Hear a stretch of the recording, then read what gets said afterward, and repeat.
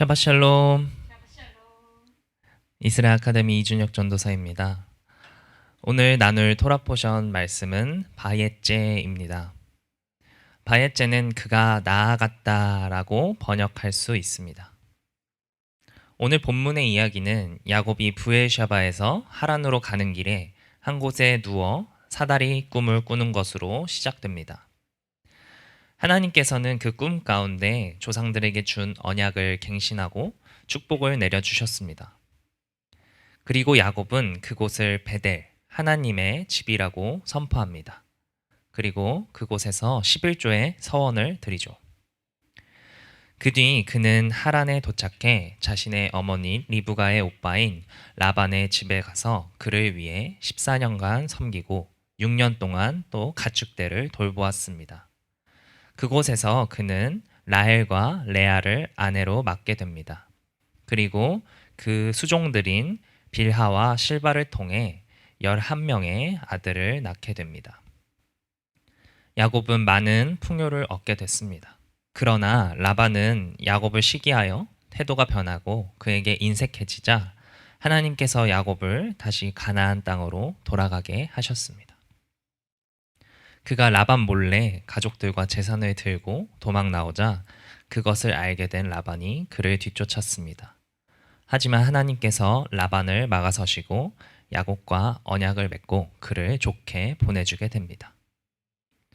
야곱은 그렇게 자신의 길로 돌아와 하나님의 사자를 만나 그곳을 마하나임이라고 부르는 장면으로 오늘 말씀은 끝나게 됩니다. 오늘 저는 본문을 통해 야곱이 잠든 장소인 베델이 왜 하마콤이라고 표현되었는지 설명하기 원합니다. 이를 통해 하나님의 속성을 이해하길 원합니다. 또한 야곱의 꿈에 나타난 사다리의 환상의 의미를 조명하기 원합니다. 이것을 통해 또한 우리가 무엇을 해 나가야 되는지 알기 원합니다. 첫 번째로 다룰 주제는 야곱이 하마콤에 갔다입니다. 오늘 본문이 시작되는 28장 10절에서 야곱은 브엘셰바를 떠나 하란으로 가는 중이었습니다. 그리고 11절에는 그가 그 장소에 도착했다라고 말씀하고 있습니다. 여기서 그 장소라고 번역되는 히브리어 단어는 하마콤, 바마콤입니다. 이 단어는 창세기 28장 10절에서 19절까지 본문에서 6번이나 등장하고 있습니다. 동일한 히브리어 단어가 반복적으로 등장할 때는 그만큼 중요하다는 것이죠. 하마콤이라는 단어는 어떤 특정한 장소라고 이해할 수도 있고 또 특정한 공간으로 이해됩니다. 유대인들은 특별히 이곳에서 6번의 하마콤이 사용된 것이 6개의 방향을 나타낸다라고 말합니다. 즉 공간이라는 것은 동, 서, 남, 북, 위, 아래 이 6방향으로 다 설명될 수 있죠. 이것을 이미지로 그려보면 정육면체의 이미지로 공간을 생각해 볼 수 있습니다. 여기에 대하여 몇 가지 의미를 알아보기 원합니다. 야곱은 28장 16절에서 꿈에서 깬 뒤에 이렇게 말합니다. 정말로 하나님께서 이곳에 계신다. 그런데 나는 알지 못했다. 이 표현은 무엇일까요? 이 말의 1차적인 의미는 꿈을 통해 하나님께서 자신에게 나타나셨으니 내가 꿈에서 하나님이 여기 나와 함께 계신다는 것을 알게 되었다라는 인식의 표현입니다. 두 번째로 더 심층적인 의미는 지난주 토라 포션에서 설명한 것과 관련됩니다. 야곱의 형인 에서는 들의 사람이며 야곱은 장막에 거하는 사람이라고 했습니다. 이에 대해 에서가 육적인 세계를 다스리는 자로 야곱이 영적인 세계를 다스리는 자로 성장할 것이라는 의미로 해석한다고도 했습니다. 그러나 야곱의 어머니인 리브가는 장막에 거하는 야곱, 즉 토라를 공부하는 그가 영적인 세계와 육적인 세계 둘 다를 통합하여야 하는 존재였다는 것을 알았기 때문에 야곱이 에서 대신 축복을 얻게 했다고 말합니다. 하나님께서 이스라엘의 조상들에게 준 언약은 분명 육적이고 영적인 축복 모두를 포함하고 있기 때문입니다. 이처럼 야곱은 토라의 장막 안에서만 하나님을 경험하다가 처음으로 세상 밖으로 나온 상태였습니다. 그러므로 그가 그 장소에도 하나님께서 계시다라고 선언하는 것은 하늘에서뿐만 아니라 이 땅의 물리적인 세상 가운데에서도 하나님께서 실제하신다는 사실을 깨닫게 된 것입니다. 하마콤이라는 표현은 아브라함이 이삭을 바치러 모리아 땅의 한 산으로 향하고 있을 때 3일 길을 지나 그곳을 바라보았다라는 이 표현에서 사용된 단어와 똑같습니다. 하마콤에서 아브라함이 이삭을 제물로 드리려고 합니다. 우리는 창세기 12장과 13장에서 아브라함이 베델이라고 한 장소에서 제단을 쌓고 하나님의 이름을 불렀다는 표현을 또 찾아볼 수 있습니다. 랍비 로긴스버그는 그가 하셴의 이름을 창세기 21장 33절에서 세상의 하나님이라고 불렀다고 말합니다. 여기서 사용된 표현은 엘 올람입니다. 이것이 이제 번역될 때는 영원한 하나님이라고 번역됩니다. 하지만 올람이라는 의미가 세상이라는 의미도 있다는 것이죠. 아브라함은 이미 하셴께서 하늘에서뿐만 아니라 이 세상 가운데 친히 거하신다는 사실을 알고 있었다는 것입니다. 유대인들은 이것에 대해 하셴의 이름 중 하나인 히브리어 엘에서 그 의미를 찾습니다. 히브리어 엘의 숫자값은 31을 갖는다는 것과 연결하여 그 이름의 모든 공간의 방향을 의미하는 6을 곱하여 186이 되는데 이것이 마콤, 공간 장소를 뜻하는 숫자값 186과 동일하다고 합니다. 그러므로 하나님께서는 이 세상 어느 곳에다 계시다라는 믿음을 유대인들은 강화하고 있습니다. 한편 더 강화된 의미에서 라쉬는 유대 전통에 따라 이 하마콤 그 장소가 예루살렘을 의미한다고 말합니다. 하셴께서는 세상의 주인이시고 어디에든 계시지만 특별히 예루살렘 그곳에 계신다라고 표현합니다. 이렇게 표현한 이유는 무엇일까요? 그것은 바로 예루살렘이 온 세상에서 하나님께로 가는 통로가 되기 때문입니다. 랍비들은 세상의 모든 기도가 하나님께로 직접 올라가는 것이 아니고 그것이 예루살렘에 모여들어 하셴께로 소용돌이 치듯이 올라간다라고 표현합니다. 그곳은 성전이 있는 곳이었으며 만민이 기도하는 집이라고 불리기 때문입니다. 두 번째로 예루살렘이라는 단어는 히브리어 단어에서 쌍수의 의미를 가지고 있습니다.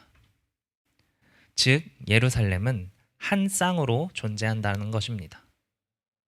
바울은 갈라디아서 4장 25절에서 26절에 아래의 예루살렘과 위의 예루살렘을 말하며 히브리서 12장 그리고 계시록 21장에는 하늘의 예루살렘, 새 예루살렘이라는 표현이 이것을 증거하고 있습니다. 이 땅의 예루살렘은 겉으로 보기엔 유업을 잊지 못하는 하갈과 같은 영적 상태를 가지고 있지만 결국 하셴께서는 당신의 이름을 위해 예루살렘을 영광스럽게 하시겠다고 약속하십니다.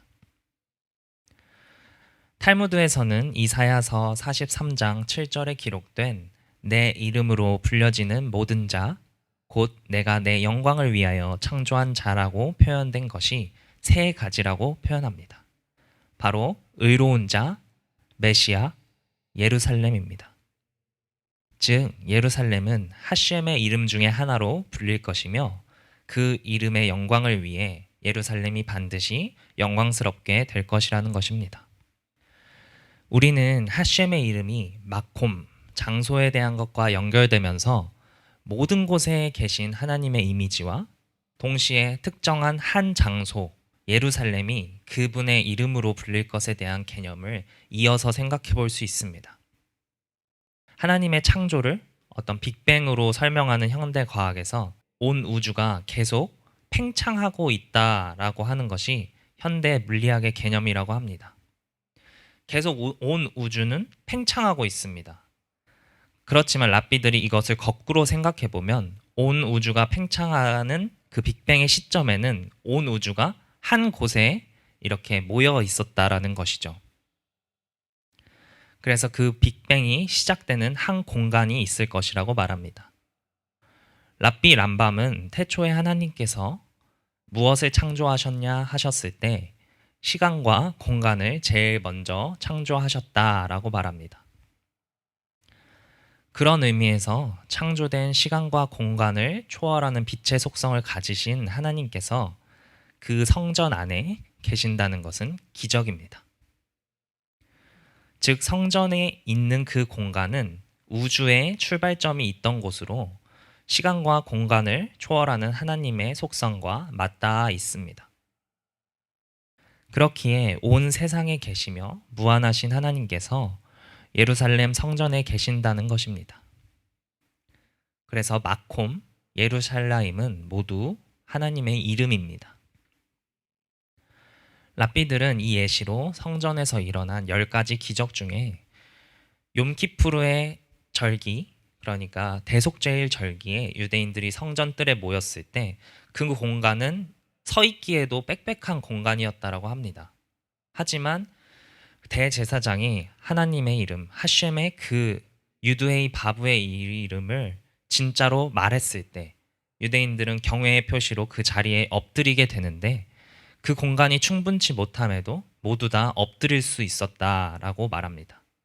그 성전의 공간이 무한해졌다라는 것이죠. 또한 그룹의 날개가 지성소 안에 충분히 들어갈 만한 크기가 아니었다라고 말합니다. 하지만 그 그룹의 날개가 공간을 차지하지 않았다라고 설명합니다. 이것은 이제 유대 전통 가운데 내려오는 성전 안에 있는 10가지 기적 중에 예시이죠. 이것은 바로 메시아 예수야께도 나타난 일입니다. 그분은 부활의 몸을 입고 빛과 같이 시간과 공간을 초월하셨습니다. 우리는 하셴의 이름으로 불릴 예루살렘과 메시아를 앞에서 살펴보았듯이 이 둘 간의 연관관계도 살펴보길 원합니다. 두 번째 주제로 넘어가겠습니다. 야곱이 본 사다리와 천사들은 무엇인가? 우리는 야곱이 하마콤에서 본 꿈에 또한 집중해 볼 수 있습니다. 야곱은 사다리에 하나님의 사자가 오르락 내리락 하는 꿈을 보고 그 위에 하나님의 현현을 보게 됩니다. 그리고 하나님께서 그곳으로부터 말씀하십니다. 그렇다면 여기서 말하는 사다리는 무엇을 상징할까요? 주목해 볼 것은 이 사다리가 그곳 땅에 세워져 있고 그 꼭대기가 하늘에 닿아 있었다는 것입니다. 앞서 예루살렘이 모든 기도를 하늘과 이어주는 통로라는 설명을 통하여 그것이 중재자적인 역할을 하는 것을 볼 수 있습니다. 이것은 바로 메시아의 사역이기도 합니다. 이스라엘 땅에 있던 메시아들은 백성들과 하나님과의 관계를 연결하는 대표자적 인물로 그려집니다. 왕과 선지자, 제사장이 그 역할을 했고 그 역할을 궁극적으로 할 인물이 하마시아흐, 하나님의 아들이라 일컫는 예슈아이십니다. 28장 12절에 창세기 28장 12절에서 그것 위에서 하나님의 사자들이 오르락 내리락 한다는 구절이 있습니다.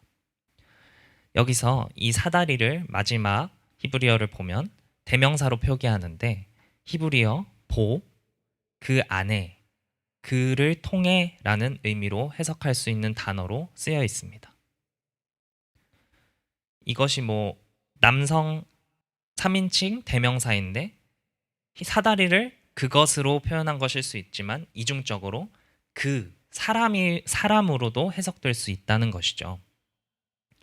즉 예수야께서 요한복음 1장 51절에서 이것을 보고 인자 위에 하나님의 사자들이 오르락 내리락 하는 것을 보리라 하는 예언의 말씀은 정확히 야곱의 꿈과 연결지어 나타나고 있습니다.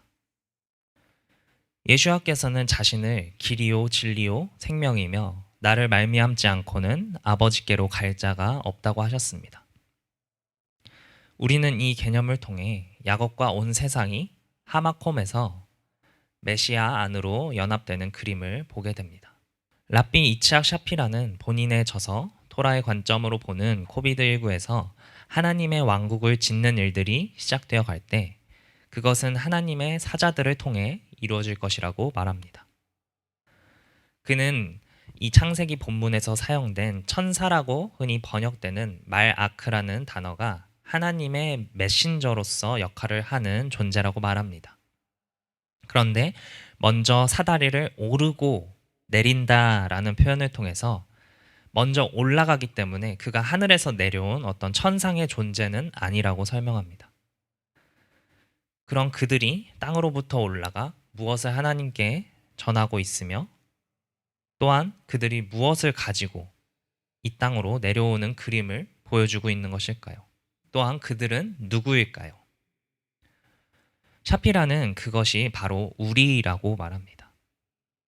바로 하나님 나라가 하늘에서와 같이 이 땅에서도 이루어질 것을 믿는 자들입니다. 그리고 그들은 분명 사다리로 상징되는 메시아 안에서 그 일들을 행하는 자들입니다. 예수와께서는 누가복음 17장 21절에서 바리새인들이 어느 때에 하나님 나라가 이루어지는지 물어보시지만 예수와께서는 하나님 나라가 너희 안에 있다라고 하십니다. 또한 사도행전 1장 6절에서 제자들이 이스라엘 나라의 회복하심의 때를 물으니 예수와께서는 그 시기를 얘기하지 않으시고 오직 그들이 예수와의 증인이 될 것을 명령하십니다. 하나님의 사자들은 사다리의 꼭대기에서 이미 하나님의 나라를 엿본 자들입니다. 그러므로 샤피라는 하나님 나라의 모습을 이 땅 가운데 어떻게 실현해 나가느냐의 문제가 메시아의 오심을 앞당기고 그것이 그 사자들, 바로 우리의 손에 달렸다라고 말합니다. 그것은 예수와의 증인이 되는 것이며 예수와의 가르침을 가르쳐 지키게 하라는 마태복음 24장의 말씀을 우리 안에서 실현해 나가는 것입니다. 랍비 샤피라는 계속해서 말합니다. 이것에는 전제 조건이 있다고 말합니다. 이는 반드시 그 하나님 나라는 이스라엘과 그들에게 주어진 언약에 동참하는 이방인들과 함께 이루어질 것인데 이 이방인들은 이스라엘의 지혜로부터 충만한 사람들이다 라고 말합니다. 그들은 예슈아가 이스라엘의 메시아이며 이스라엘의 구원자라는 사실을 아는 이방인들이며 그 이방인들은 그 진정한 메시아 대신 예슈아께 입맞추는 자들이라는 것입니다. 우리 또한 이 가치를 붙들고 반드시 일어나야 할 것입니다. 말씀을 맺겠습니다. 우리는 오늘 본문 초반에 등장하는 하마콤이라는 단어에 주목했습니다. 하마콤은 무소부재하신 하나님을 나타내시기도 하면서 온 우주의 무한함이 시작된 그곳, 바로 하나님의 처소 예루살렘을 나타내기도 합니다. 그것은 위에 있는 거룩한 새 예루살렘의 모습이 투영되는 곳입니다. 무한하신 분께서 그곳에 거처를 삼으셨기 때문이죠. 그곳은 또한 시간과 공간이 초월하는 거룩한 장소이며 하나님의 이름으로 불릴 곳입니다. 우리는 이 하마콤에 야곱의 꿈에 나타난 사다리가 하나님과 그 사자들을 이어주는 역할을 한다는 것을 보았습니다. 이 사다리는 곧 하나님과 이 땅에 우리들을 연결하는 다리인 메시아 예슈아이십니다. 우리의 모든 기도의 제사는 하마콤, 즉 거룩한 이름으로 불리실 예슈아를 통해 하셴께로 드려질 것입니다. 우리는 예슈아께서 초림 가운데 성취하신 모든 것들 위에 이제 재림하시는 예슈아를 기다리며 하나님 나라를 짓도록 명령받았습니다. 이것은 먼저 우리가 유대인들을 중심으로 하는 이스라엘 나라와 함께 서는 것에서 시작됩니다. 또한 이방인들이 메시아에 대한 충만한 이해로 나아가야 합니다.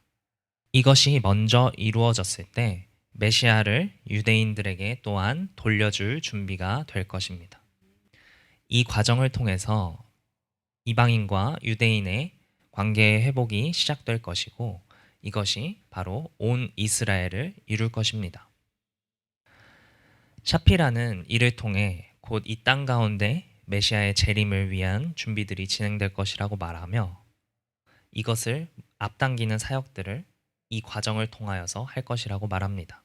이스라엘 아카데미는 앞으로 이런 일들을 위해 복음의 유대성을 회복하고 교회들 안에서 이런 운동들이 일어날 수 있도록 돕는 사역을 하길 원합니다. 저희는 부족하지만 하나님께서 이 일들을 시작하셨으니 반드시 하늘의 지혜를 주셔서 이 일들을 해나갈 것입니다. 감사합니다.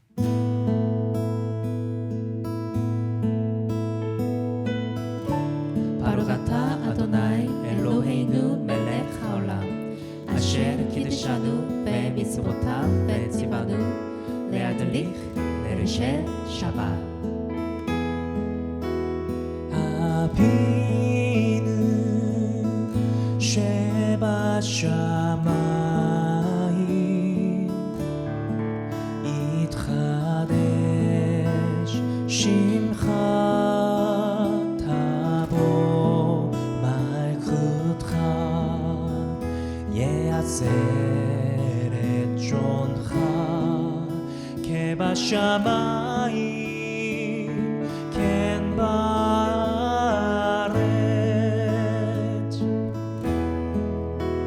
את לחם חוקנו תן לנו היום וסלח לנו על חטאינו כמו שסולחים גם אנחנו לחוטאים לנו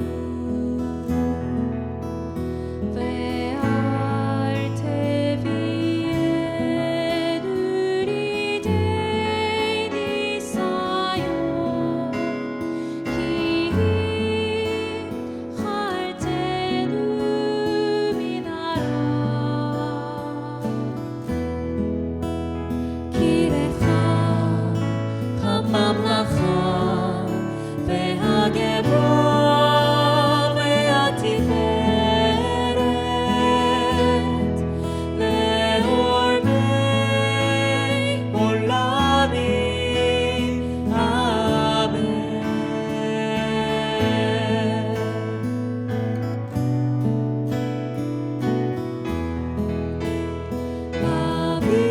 אבינו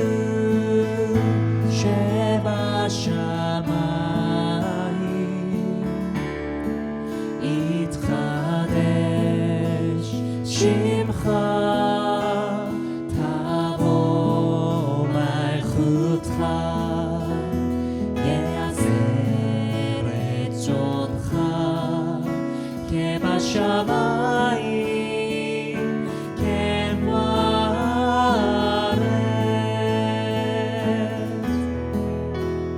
את לחם חוקנו תן לנו היום וסלח לנו על חטאינו כמו שסולחים גם אנחנו לחוטאים לנו ואל תביאנו לידי ניסיון כי אם חלצנו